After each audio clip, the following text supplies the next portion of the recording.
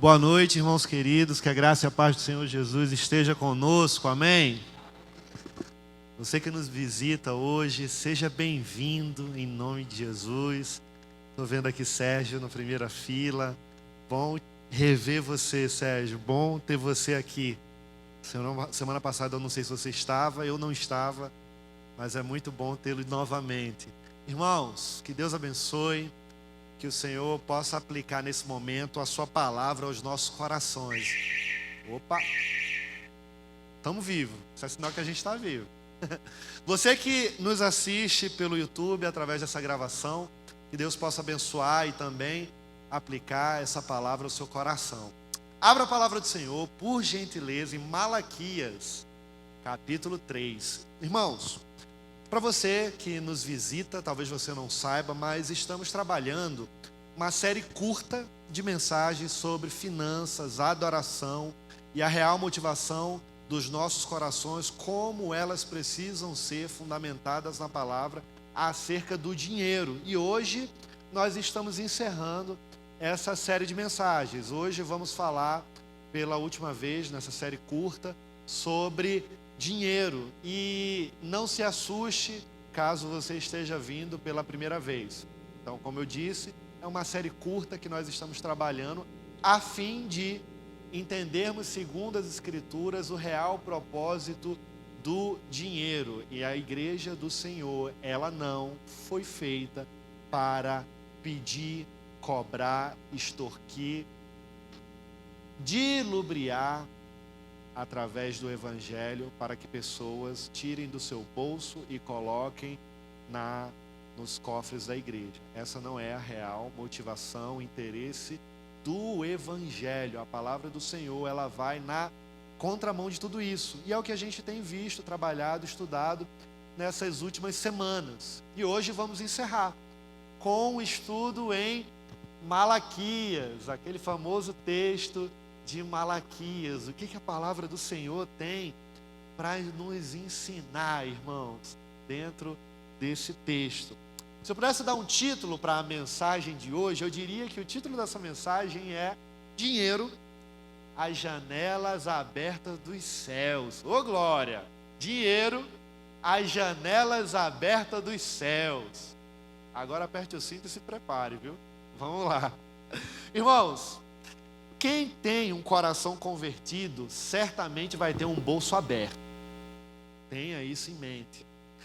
O bolso, ele vai refletir como está o nosso coração. Na verdade, por melhor assim dizer, eu vou além. O bolso vai refletir quem está no trono do nosso coração.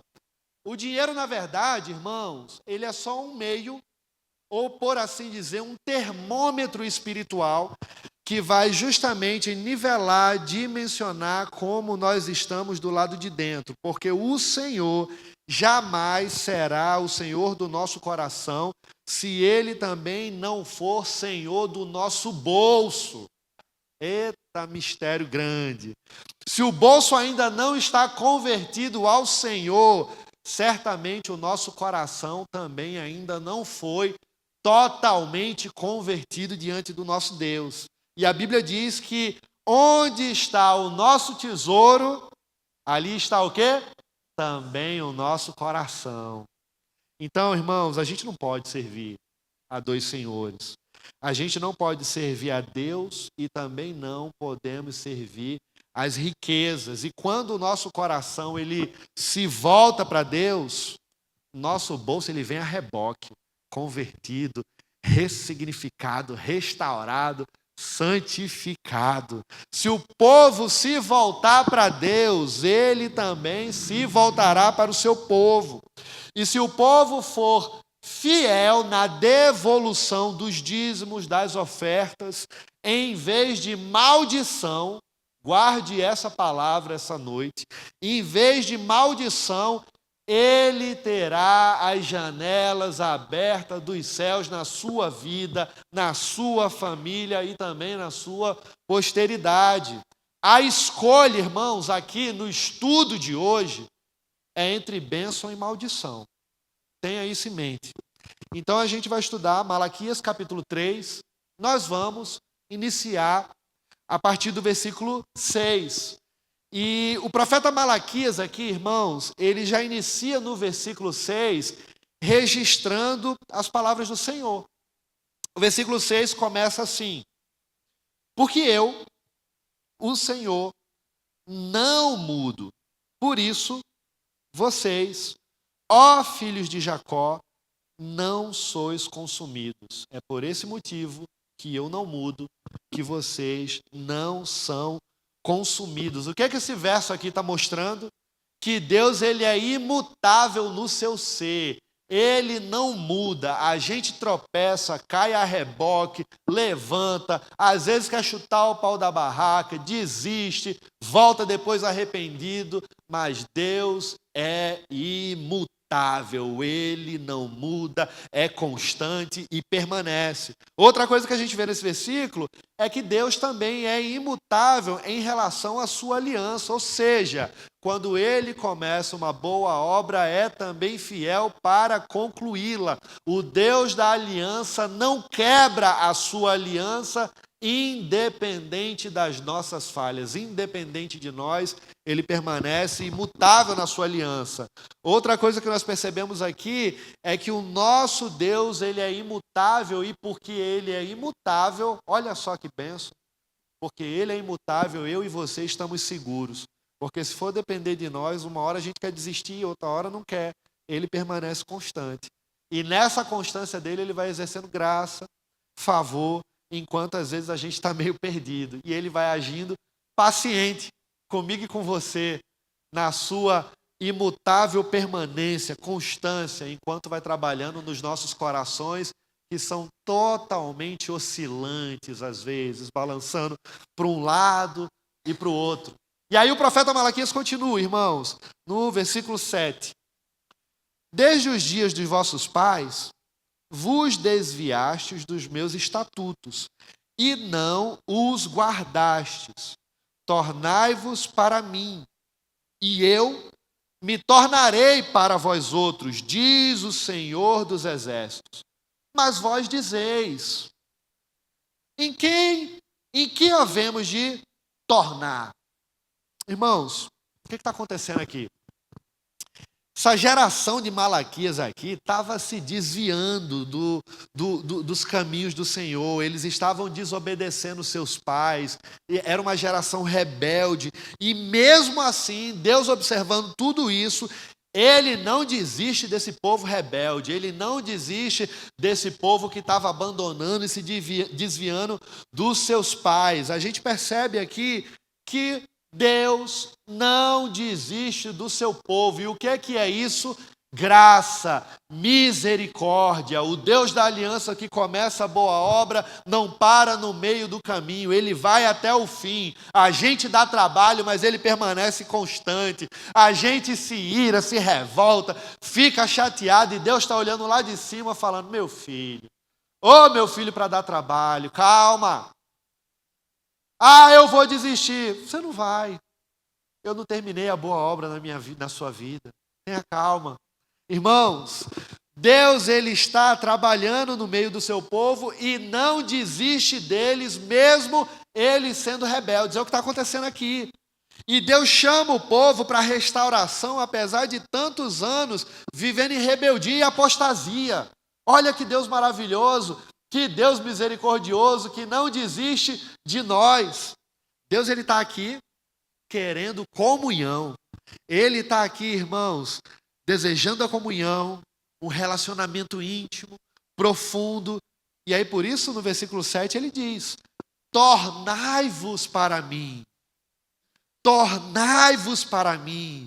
Isso aqui, irmãos, é um relacionamento vivo com Deus. Isso aqui, essa palavra tornar, no texto original, no hebraico original, significa mudar o rumo e seguir na direção oposta. Você está indo para cá e Deus está falando: volta para os meus caminhos, volte para o meu encontro. Eu não quero você na prática do pecado se perdendo. Volta para mim, eu estou te aguardando. Ele está dando alerta: volta para mim.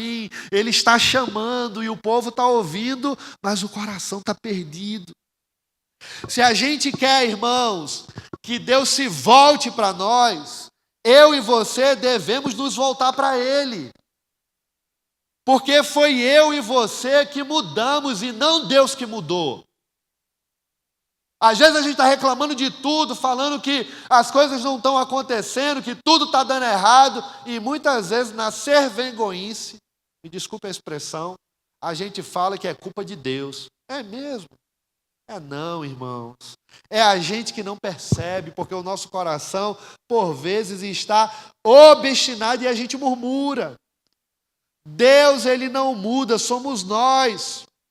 Porque foi eu e você quem mudamos e não Deus, e Ele é imutável, como está escrito aqui no versículo 7.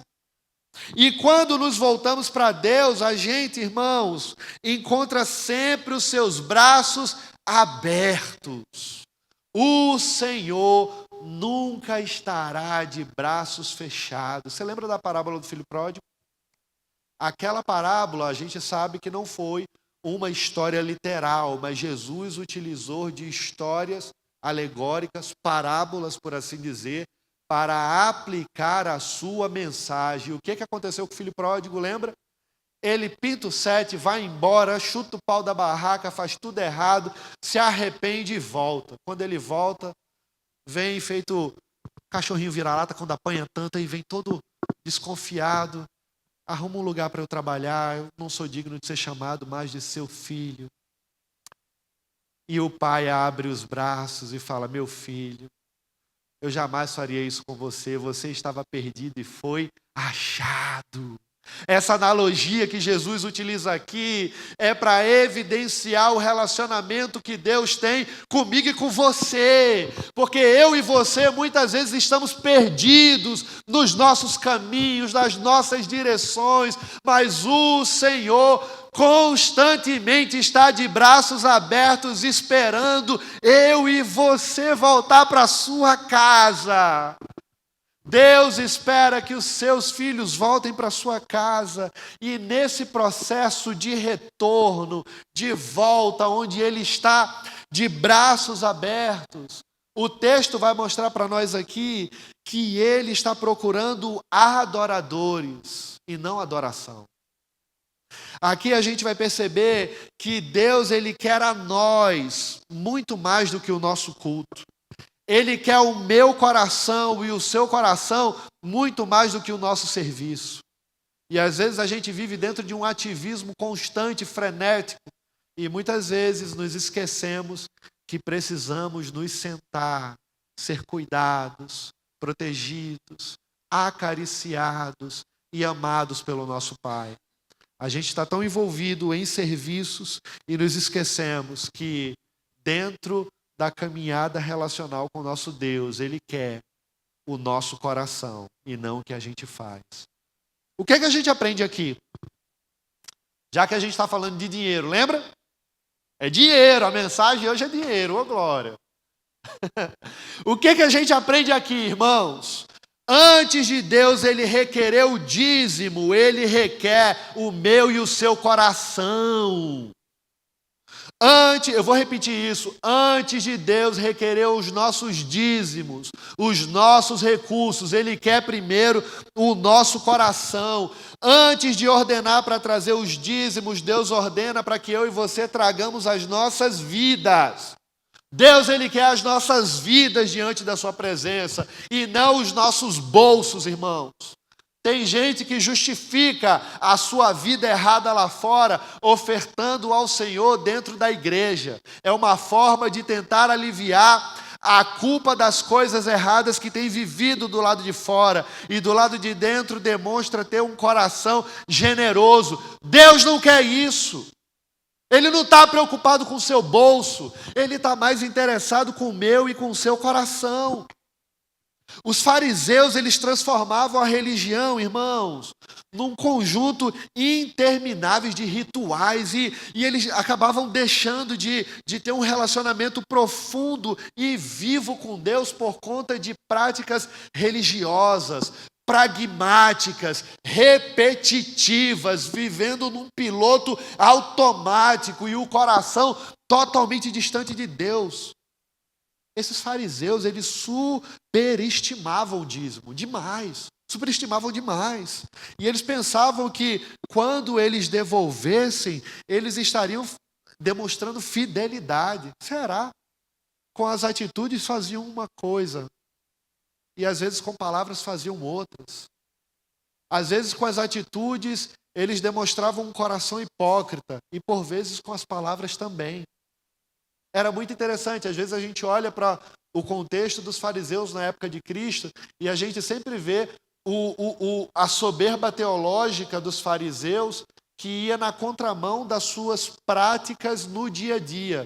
Mas, entretanto, contudo, todavia, às vezes os fariseus eles também tinham práticas arrogantes e soberbas, onde a sua soberba, na verdade, ela expressava uma falsa humildade, quando o coração não estava direcionado nas mesmas intenções que eles expressavam do lado de fora. Não é isso que Deus quer da minha vida e da sua vida, não. Não adianta você ofertar 10 mil reais na igreja se o seu coração está totalmente descompassado. Não adianta você dar uma oferta gorda dentro da igreja se o seu coração está errado. O Senhor, Ele quer primeiro tratar o meu e o seu coração. O Senhor quer ressignificar o meu e o seu coração. Ele quer trazer santidade na minha vida, santidade na sua vida. Ele quer nos endireitar por dentro e do lado de fora nós iremos transmitir aquilo que está transbordando do lado de dentro. O principal motivo da minha pregação aqui essa noite é que nós possamos compreender isso. Jesus ele expressou claramente ao dizer lá em Mateus, onde está o seu tesouro, ali também estará o seu coração. Onde é que está o seu coração? Em que está o seu coração? Quem está no trono do seu coração? Se você ama a Deus, você não vai ter dificuldade alguma, irmãos, de ser um dizimista fiel. Isso é fato. Se você ama a Deus com todo o seu coração, você não vai ter dificuldade. A restauração do coração, ela passa pela fidelidade na devolução, irmãos, dos dízimos, na devolução com as ofertas. A pergunta do Senhor dos Exércitos aqui é perturbadora. Olha comigo aqui os versículos 8 e 10. Dos versículos 8 a 10. É perturbadora a pergunta que o Senhor faz. Olha o que Deus diz. Roubará o homem a Deus? Todavia, vós me roubais e dizeis, em quem roubamos? A quem te roubamos? Nos dízimos e nas ofertas. Com maldição, vocês são amaldiçoados, porque a mim me roubais, vós, a nação toda. Trazei todos os dízimos à casa do tesouro, para que haja mantimento na minha casa. Provai-me nisto, diz o Senhor dos Exércitos, se eu não vos abrir as janelas dos céus e não derramar sobre vós bênçãos sem medida. Irmãos, a gente precisa entender alguns aspectos aqui, tá certo? Extremamente importantes sobre a questão do dízimo. Esse aqui é um tema muito claro nas Escrituras. Dízimos e ofertas. E na palavra de Deus fala-se mais sobre dinheiro do que sobre oração. Você vai encontrar mais textos na palavra de Deus falando sobre dinheiro do que sobre oração. Pasmem sobre isso. Esse aqui é um tema muito claro e muitas pessoas, por desconhecimento, vão ter medo de ensinar sobre esse assunto, que é extremamente importante para a igreja do Senhor, para a saúde da igreja do Senhor, para a vida espiritual da comunidade, da igreja. E aí tem gente que por ganância vai fazer do dízimo um instrumento para extorquir o povo, né? Coloca Deus num balcão como se fosse alguém que está vendendo produto para os fiéis que querem comprar. E aí toma a gente fazendo voto de sacrifício, promessa, oferta do boi cevado, do boi gordo, aí vem o dízimo, no Natal vem o trízimo, no final de ano. Tem de tudo dentro desse contexto religioso. O povo de Deus que foi restaurado por Deus, agora, nesse exato momento, estava roubando a Deus nos dízimos das ofertas. Olha só, Deus exerce graça, Deus exerce misericórdia, trabalha nos corações, mas o povo volta para o vômito. O povo volta para a sujeira, o povo quer voltar para a iniquidade, o povo quer voltar para práticas antigas. O bolso ele vai revelar, irmãos, como está o nosso coração. Durante o reinado de Ezequias, houve um grande despertamento espiritual, sabiam disso? E o resultado, sabe o que foi? Foi a dedicação de dízimos, de ofertas diante do Senhor. Você vai encontrar isso lá em Crônicas, 2 Crônicas, capítulo 31. E um avivamento aconteceu quando eles começaram de maneira prática, em adoração ao Senhor, revelar o que estava sendo transbordado do lado de dentro. Sabe quando você está tão alegre e você tem prazer em querer dar um presente para alguém? Não sei se você já passou por isso. Falou, eu vou dar um presente para aquela pessoa. E você dá com prazer, você dá com alegria. Não é pelo presente, é pelo significado, é pela pessoa, é pela consideração, é por gostar. O nosso dinheiro diante do Senhor precisa ter a mesma raiz motivacional, a mesma intenção no coração. Os propósitos nossos em trazer recursos para a casa do Senhor não é uma tabela automática não, irmãos. Você não pode fazer isso no piloto automático não, porque se você estiver fazendo isso, pare. Se alguém... Tem igreja que se eu fosse falar isso, iam brigar comigo. Você está maluco? Vai diminuir as ofertas da igreja. Deixa eu falar um negócio. Deus ele não está preocupado com o seu dinheiro, não. O Senhor é dono do ouro e da prata. Deus ele não precisa do nosso dinheiro, irmãos. Mas Ele utiliza esse meio para tratar, provar, restaurar e mostrar como está também os nossos corações. E dentro dessa dinâmica Ele nos abençoa e também trabalha em nós. E por que então que eu tenho que dar o dízimo? Porque o dízimo é santo, como diz lá em Levítico 27. O dízimo é santo ao Senhor, como está escrito. Nós damos o dízimo, irmãos, porque o dízimo faz parte do culto ao nosso Deus. Dizimar é um dos elementos principais, fundamentais na teologia do culto em adoração ao nosso Deus. Ed, quais são, então, os elementos do culto, já que você está falando da teologia do culto? Quais são os sacramentos fundamentais? Vamos lá. Oração. Um culto ao nosso Deus como esse que nós temos aqui, não pode faltar oração. Não pode faltar leitura da palavra de Deus. Não pode faltar exposição da palavra de Deus. Não pode faltar os sacramentos, que quais são? Ceia do Senhor, no dia certo, uma vez por mês, como temos aqui, por exemplo. Batismo e também, por fim, dízimos e ofertas diante do nosso Deus, demonstrando a nossa adoração através do nosso bolso. Esses são os elementos fundamentais do culto. Nós damos dízimo porque ele faz parte do culto. A devolução dos dízimos, irmãos, fazia parte do culto litúrgico. Deuteronômio 12:6 diz: a esse lugar farei chegar os vossos holocaustos e os vossos sacrifícios e os vossos dízimos, ou seja, a devolução dos dízimos é um ato litúrgico, é um ato de adoração que deve fazer parte do meu e do seu culto diante de Deus. E aí tem gente que inventa desculpa, né, para dar o dízimo.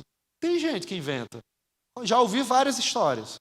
Tem gente que vai dizer, vai inventar aquela desculpa teológica. O pessoal vai dizer assim, deixa eu beber um pouco d'água aqui para... Eu não tenho voz de trombeta e tem hora que engasgo aqui. Só um segundo. Eu acho bonito aquele povo que tem voz de trombeta forte, sabe? Eu não tenho. Tem gente que inventa desculpa. Eu não vou dar o dízimo, não. Porque o dízimo é da velha aliança, não está na nova aliança.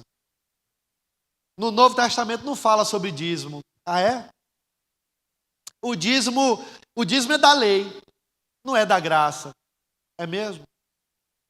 Irmãos, entretanto, contudo, todavia, eu preciso concordar. Realmente, quando falamos do dízimo, ele está na lei do Velho Testamento. Só que, como eu falei, entretanto, contudo, todavia, o dízimo ele é da lei, tá certo.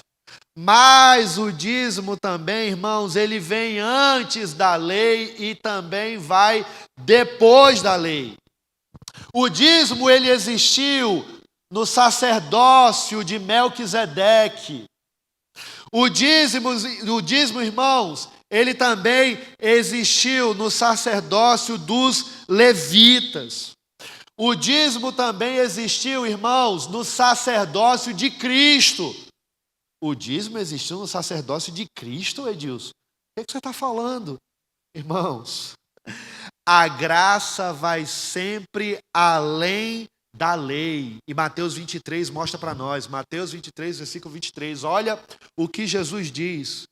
Ai de vocês, mestres, da lei e fariseus hipócritas, pois vocês dão o dízimo da hortelã, do endro e do cominho, mas têm negligenciado os preceitos mais importantes da lei: a justiça, a misericórdia e a fidelidade. E aí ele conclui, olha como ele conclui: vocês devem praticar essas coisas sem negligenciar aquelas. Ele está falando do dízimo aqui. Irmãos, se a gente olha pela perspectiva da graça, aqui Jesus ele ainda estava vivo. Quando ele morre e ressuscita na cruz do Calvário, 3 dias depois ele ressuscita, ele nos compra por um sangue precioso derramado naquela cruz. A nossa vida, ela passa a pertencer a ele. A nossa vida passa a ser totalmente dele. A minha vida pertence ao Senhor, a minha família pertence ao Senhor, os meus filhos pertencem ao Senhor, a minha conta bancária também pertence ao Senhor. Na verdade, o que o Senhor quer de nós não é apenas 10%, não. Na verdade, Ele nos comprou num todo. Ele não comprou só 10% de nós, não, irmãos. 10% é uma pequena demonstração do que nós fazemos aqui do lado de fora, acerca do que Ele já fez do lado de dentro. Ele nos comprou 100% na cruz do Calvário. Então 100% da minha vida e da sua vida pertence a Ele. Mas existe também a desculpa da justificativa financeira, né? Eu não estou ganhando muito, né? Tá apertado, não dá. Se eu der o dízimo, não vou conseguir pagar a conta de luz. Vai faltar dinheiro para mistura. Rapaz, isso aí não dá não, tá dando não. Tem 3 anos já que não tá dando. Tá dando não. Irmãos, deixa eu falar uma coisa para você. Na palavra de Deus, dízimo não é sobra. Viu? Na palavra de Deus, dízimo não é sobra. O dízimo ele está relacionado a primícias, ou seja, a primeira parte. A primeira parte é separada. Antes da gente fazer qualquer coisa, primeiro a gente separa do Senhor. Primeiro a gente separa o que pertence ao nosso Deus. Porque Deus, ele não é um Deus de sobra. Deus, ele não é um Deus de resto. E tem gente que nem sobra dá para animais. Resto de comida. Tem gente que não quer dar nem resto de comida para cachorro. Não vou dar resto de comida para cachorro, não. Dá ração. Se tem cachorro que nem resto de comida come, por que é que a gente vai dar resto para o nosso Deus? A ordem de Deus, irmãos, é essa. Provérbios 3:9. Honre ao Senhor com os teus bens e com as tuas primícias de toda a tua renda. Ou seja, isso aqui é muito claro. Honre ao Senhor com os teus bens e com todas. Não é com metade não, não é com 10% não, é com todas as tuas primícias da tua renda. O profeta Ageu, a gente estudou semana passada, Ageu capítulo 1, lembra? Ele diz que o infiel recebe um salário e coloca ele num saco furado. Capítulo 1, versículo 6. Por quê? Porque não está dando as primícias para o Senhor. Você gasta o dinheiro e nem percebe que gastou. Entrou, vazou. Meu Deus do céu, como é que pode? Dinheiro entra na tua conta, não dura nem uma semana, porque já está no débito, já está no débito automático, já está no vermelho, já pegou. Como é aquela, quando é que você pega aquele dinheiro emprestado do banco, que o banco libera para você? Cheque especial, né? Cheque especial, ele faz assim, ó. Caiu o salário, aí o cheque especial faz. Meu Deus, não tem mais nada, irmãos. Isso daqui é Ageu 1,6. O infiel recebe e coloca num saco furado. Vaza tudo. O que ele rouba de Deus foge entre os dedos. E tem gente que diz que retém o dízimo, porque se for pagar o dízimo, vai faltar o básico. Não vai, irmãos. Você fala que vai faltar o básico aqui do lado de fora, e do lado de dentro do seu coração está faltando é tudo. Está faltando a compreensão correta de quem é o seu Deus, de quem é o Senhor que cuida da sua vida, de quem é o Senhor que provê. Eu lembro que eu trabalhava em cartório de registro imobiliário durante anos. Quando eu fui para os Estados Unidos, eu fui para o campo missionário integralmente, depois disso nunca mais saí. Nunca mais o Senhor deixou faltar nada. Nunca mais.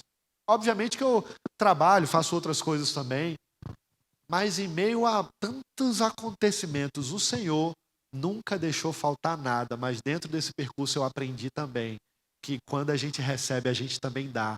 E eu comecei a desfrutar desse privilégio, entendendo, Senhor, eu quero entender na prática o que é ser abençoado por Ti, mas também abençoando outras pessoas. Irmãos, enquanto você não entender isso com a sua mente, com o seu coração, você vai ficar preso a correntes, amarrado, sem entender por que não caminha, por que nada dá certo, por que não prospera. Deus, Ele quer libertar, ressignificar, restaurar a sua mente e o seu coração, para que, consequentemente, você possa ter dinheiro. Porque dinheiro não é o problema é a minha mente e o seu coração.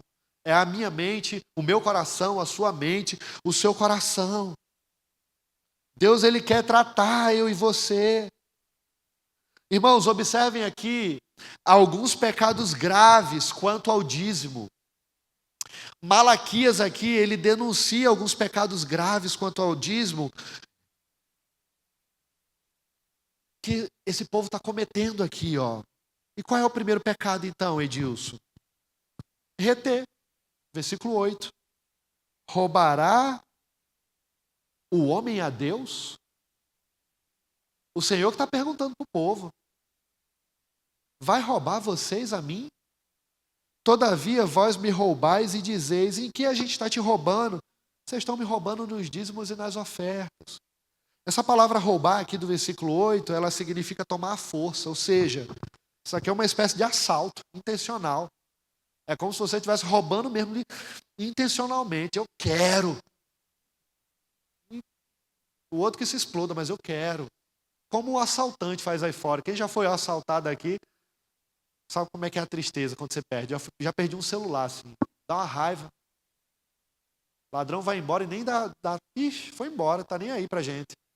É a mesma intenção que Deus está falando aqui. É quando você toma intencionalmente.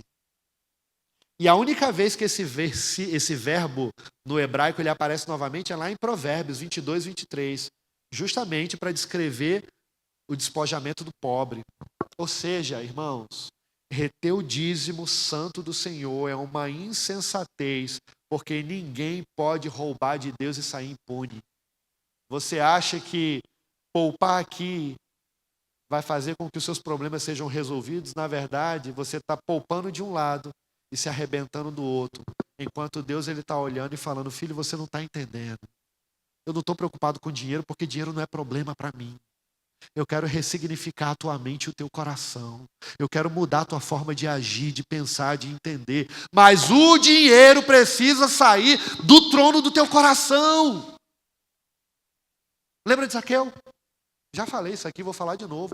Quando Jesus está lá na casa dele comendo, ele fala, a palavra de Deus entra no coração dele. Ele falou, Senhor, Metade do que eu tenho eu vou dar para os pobres. Olha só, a mente dele sendo mudada, o coração, ele está entendendo o poder do evangelho. E se eu enganei alguém, eu vou devolver 4 vezes mais. Ele já deu 50% e com os outros 50%, ele foi resolver os BO das coisas erradas que ele fez. Provavelmente ele ficou com pouco ou quase nada. Mas o que é que Jesus fala? Epa, peraí, hoje entrou salvação nessa casa. Zaqueu, você está mostrando com as suas atitudes que o dinheiro não está no trono do teu coração. O dinheiro não é o Deus da sua vida. Você foi salvo. É isso que o Senhor está fazendo aqui. Ele está querendo tratar, irmãos, os nossos corações para a gente entender da maneira correta. E por anos, às vezes você já faz parte dessa igreja e talvez não seja fiel nos seus dízimos, nas suas ofertas. E eu não estou falando de valor quantitativo. Eu estou falando da motivação do coração. A oferta da viúva pobre, o que Jesus falou, quem foi que deu mais aqui? Essa viúva que só tinha uma moedinha. Ou esse homem podre de rico que deu, sei lá, 10 mil reais aqui e a mulher só deu uma moedinha de R$1. Quem foi que deu mais? Jesus foi claro, foi essa mulher. Porque ela deu tudo aquilo tudo que ela tinha, porque o seu coração estava voltado para o Senhor. O que a gente aprende aqui, irmãos? Não é seguro eu e você reter o que é de Deus para o nosso sustento. Essa é a aplicação. Deus, ele é o Criador, ele é o provedor, e por isso a gente deve depender dele mais do que depender dos nossos recursos. A nossa confiança precisa estar no provedor, muito mais do que na provisão. É por isso que muita coisa não acontece. Porque a gente vai buscar a Deus pelo que ele dá e não por quem ele é. Deus, ele quer ressignificar isso na minha vida e na sua vida, irmãos. O Senhor precisa ser o Deus de todas as áreas das nossas vidas. Irmãos, nenhum homem jamais perdeu alguma coisa por servir a Deus de todo o coração. Ou ganhou qualquer coisa servindo a Ele com o coração dividido. Não! O nosso coração não pode estar dividido. E às vezes por anos ele pode estar dividido e as coisas não acontecem na sua vida. Você está amarrado em correntes invisíveis. Diante de sonegação de dízimos, por exemplo, o Senhor lhes lembra que eles estavam, na realidade, irmãos, roubando a si próprios. É isso que Deus está fazendo aqui em Malaquias. Reter o dízimo é colocar o salário no saco furado. Como eu disse já em Ageu 1,6, jamais uma pessoa prosperará retendo o dízimo de Deus. Provérbios 11:24 diz que reter mais do que é justo é pura perda.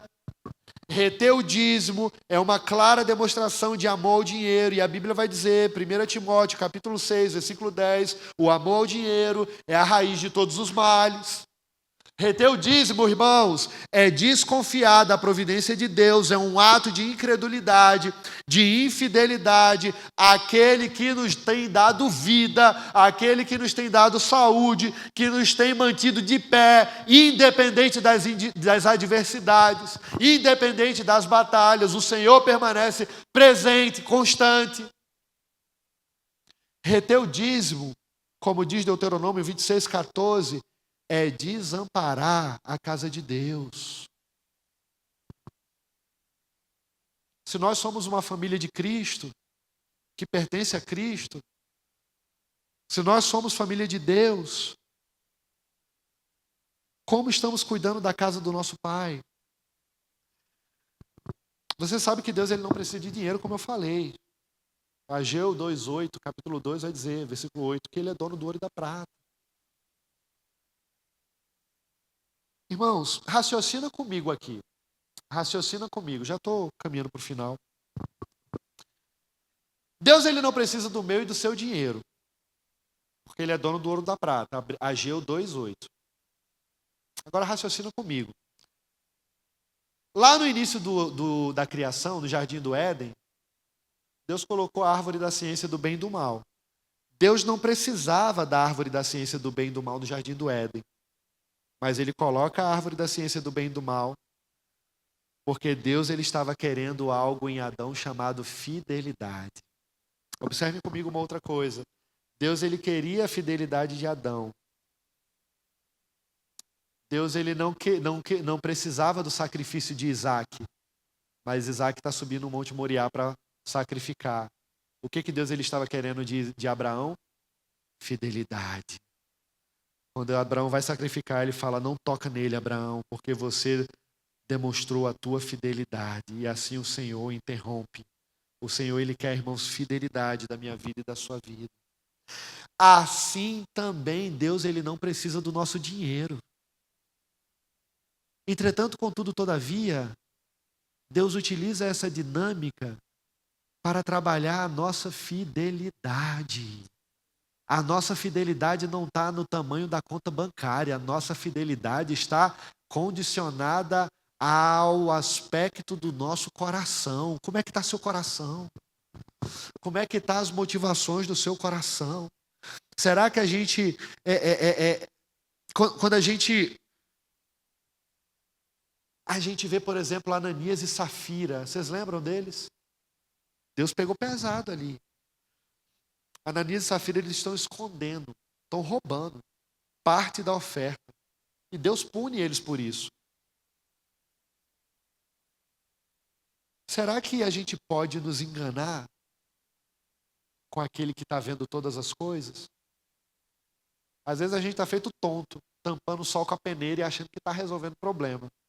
Deus está vendo e olhando, meu filho, por que você está fazendo isso? O dízimo, irmãos, ele é sustento da casa do Senhor. E os levitas, os sacerdotes, eles viviam do dízimo. Deuteronômio 14, 28 diz, os pobres eram amparados com os dízimos. Esses valores, eles têm um propósito. A gente deve trazer todos os dízimos à casa do tesouro. E precisa fazer isso. Tem gente que quer administrar o dízimo. Isso é pecado. Como é que você vai administrar aquilo que não é seu? Está errado. Deuteronômio 12:11. Malaquias 3:10. Trazei todos os dízimos à casa do tesouro. E aí Deuteronômio 12:21 vai dizer, então não temos o direito de mudar uma ordem do Senhor. Ou seja, é uma ordem do Senhor trazer todos os dízimos e ofertas à casa do tesouro. A gente não pode fazer como bem entende. É pecado, irmãos, administrar o dízimo. Mas também é pecado subestimar o dízimo. Tá certo? Eles perguntaram no versículo 8, subestimando. Em que a gente está te roubando? O povo é sonso. A gente não é não, mas o povo aqui era. Às vezes a gente, enfim, às vezes a gente é. Às vezes a gente é. Às vezes a gente quer tampar o sol com a peneira. A gente quer dar aquele jeitinho para... Em que a gente está te roubando, Senhor? Eles pensavam que o dízimo era um assunto sem importância. Eles só negavam o dízimo, julgavam que essa prática não ia afetar eles espiritualmente. Não, estou bem com Deus. Aqui, ó, tudo certo, meu pai. Irmãos, o que a gente pensa sobre uma situação não altera os olhos de Deus. A verdade de Deus ela é imutável, independente do que eu e você pense a respeito dela. E essa geração de Malaquias aqui. Alguém já ouviu essa expressão? Isso é um Malaquias, falando de alguém que é malandro, que quer passar a perna no outro. Ninguém nunca ouviu essa expressão, não? Eu cresci no Rio, era muito famosa lá no Rio. Isso é um Malaquias, malaco. Aí veio a derivação, né? Malaco, isso é um malaco, que vem de Malaquias. Essa geração de Malaquias aqui, irmãos, ela não apenas estava sonegando o dízimo, como também não sentia culpa nenhuma por isso. Ou incredulidade dentro desse povo. Já está tão enraizado que o maior cego é aquele que não consegue ver com os olhos abertos. Ele está vendo com os olhos, mas parece que não está. Que Deus tenha misericórdia. Eles estão pecando aqui e ainda estão justificando o pecado. E por causa disso, a gente percebe dois perigos sérios aqui, para quem negligencia o dízimo. E eu quero chamar o louvor já para subir aqui. A gente já está encerrando. O primeiro perigo aqui que a gente vê é o perigo. O primeiro perigo é o perigo da maldição divina. Como assim, Edilson? Versículo 9. Com maldição sois amaldiçoados, porque a mim roubais, vós, a nação toda. O que está acontecendo aqui? A maldição ela tá chegando a um nível perigoso nesse livro de Malaquias. E ele mostra que a primeira maldição, no capítulo 1, ela foi imposta ao enganador que, tendo o melhor, ele dá o pior para Deus. Capítulo 1, versículo 4. E aí depois ele mostra, capítulo 2, versículo 2, que a maldição é endereçada aos sacerdotes que desonram a Deus. E aí agora, aqui no capítulo 3, onde nós estamos estudando, ele mostra que a maldição é derramada sobre toda a nação que está roubando nos dízimos e nas ofertas, versículos 8 e 9. A desobediência aqui, ela resulta só em maldição, irmãos. E às vezes pelo fato da gente não ofertar na casa do Senhor, dizimar na casa do Senhor, não percebe. Porque tantas bênçãos não nos alcançam. As bênçãos do Senhor, elas estão dispostas e o Senhor quer derramar sobre o seu povo. Mas os corações precisam estar inclinados diante de Deus. Irmãos, é tempo da igreja se arrepender do seu pecado, da infidelidade quanto ao dízimo. Sonegar o dízimo é desamparar a casa de Deus. Sonegar o dízimo, irmãos, é deixar de cooperar no reino de Deus, na plantação de novas igrejas, no investimento da obra missionária, no assistencialismo dos órfãos, das viúvas, daqueles que carecem e necessitam de cuidados no corpo de Cristo. A gente viu que o primeiro perigo é a maldição divina, né? Mas aí o segundo perigo é a devastação do devorador. Você não dá, o devorador vem e faz assim, ó, e você nem percebe. Versículo 11.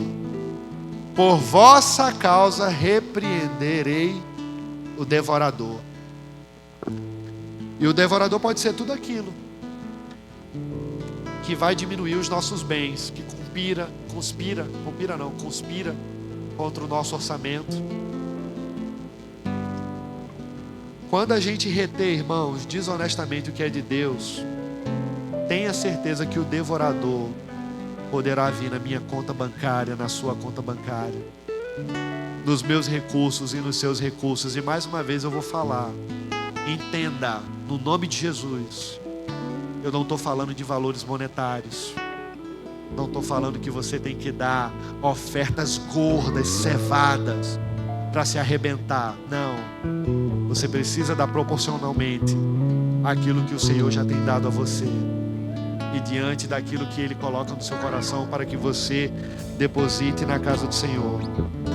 E aí vai ter gente dizendo que tem muito crente aí que não é dizimista, que é próspero e não dá o dízimo. Vai ter gente falando isso. Eu conheço, Edilson, gente que é crente, rico, mas não dizima. E eu conheço gente que é pobre, dizima e continua pobre. Meu irmão, você até agora não entendeu. Isso não é receita de bolo não. 1 mais 1 são 2. Isso não é matemática não. Você vai dar e você vai receber o que você está esperando. Jesus, ele não está atrás de um balcão sendo forçado a dar aquilo só porque você está ofertando. Não é isso. Enquanto essa mentalidade existir na minha vida e na sua vida, você vai ficar preso, amarrado. E o Senhor quer nos libertar de crenças limitantes. O Senhor quer ressignificar a minha mente e a sua. A maldição do devorador, ela não se quebra com rituais místicos. Tem gente que faz um bocado para ver se resolve o problema.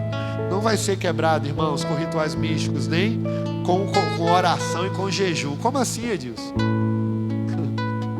E agora eu não tenho... E eu não tenho que jejuar e orar? Tem. Mas deixa eu repetir.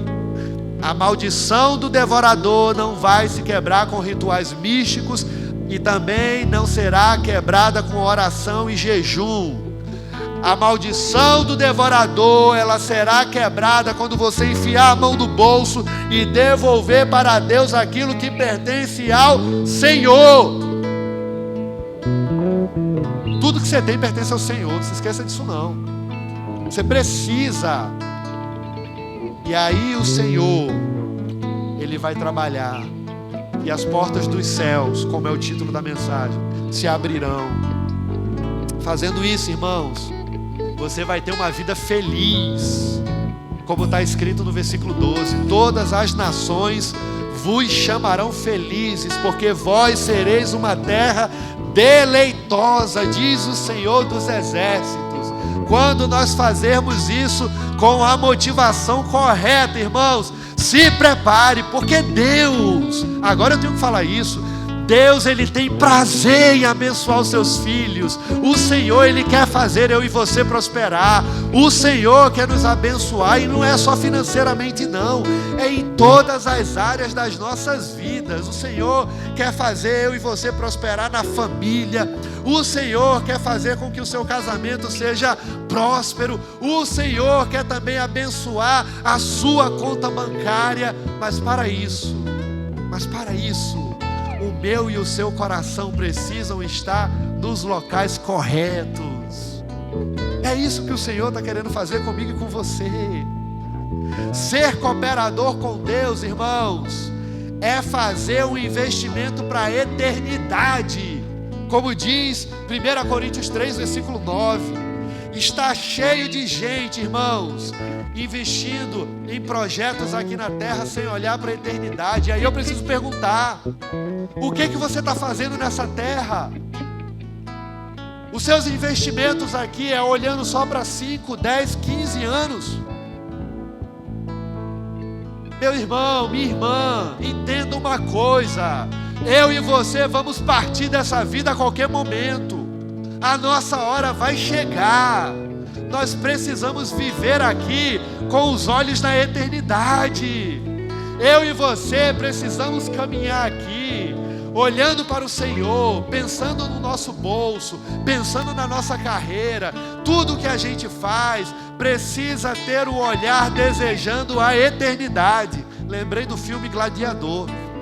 General Máximos, quando ele está com o seu exército, ele diz: o que nós fazemos aqui ecoa na eternidade. Depois disso ele vai para a guerra. O que fazemos aqui, irmãos, ecoa na eternidade. Onde você está juntando tesouros, onde você está colocando as suas riquezas, onde você está colocando o seu coração, onde estiver o seu tesouro, ali estará o seu coração. Que eu e você possamos estar com os nossos corações em Jesus Cristo, o Filho de Deus, o nosso Salvador. Ele é a nossa maior riqueza, Ele é a nossa prosperidade. É Ele que faz com que todas as áreas das nossas vidas sejam tratadas, curadas, transformadas. É do Senhor que nós precisamos. E aí, de fato, eu termino agora, de verdade, esse sermão, dizendo, irmãos, que Deus, Ele está nos chamando. O Senhor está nos chamando para fazer prova dEle. Como assim, Edilson? É isso mesmo que você ouviu. O Senhor está chamando eu e você para fazer prova dEle. Versículo 10 diz: o Senhor está nos exortando a fazer prova dEle quanto a esse assunto. Sabe por quê? Porque Deus, ele não quer uma obediência cega. Como assim obediência cega? Manda quem pode e obedece quem tem juízo. Não é isso que ele está falando. Deus, ele não quer essa obediência, irmãos, mas ele quer fidelidade com entendimento. Você está sendo fiel porque no seu coração você entendeu o propósito. E não está trazendo seus dízimos e as suas ofertas porque você cresceu sendo ensinado a trazer. Do que adianta de maneira pragmática você ser ensinado se o seu coração não foi transformado? Não adianta de nada. E talvez por isso também, por essa razão, as nossas vidas talvez não tenham sido ainda abençoadas em áreas específicas. E como eu falei, o Senhor tem prazer e Ele quer abençoar eu e você. Deus nos propõe, irmãos, duas alternativas. E é você que vai escolher ela. São duas alternativas, só duas. Quais são, Edilson? Bênção ou maldição? É você quem escolhe. É você que tem escolhido. É sobre elas que você tem caminhado.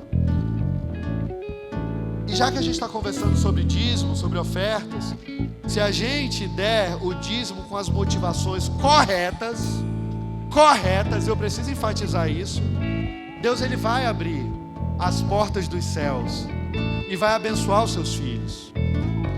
E aí Deus nos propõe esses dois caminhos, caminho de bênção, de maldição. Qual é o caminho então, né?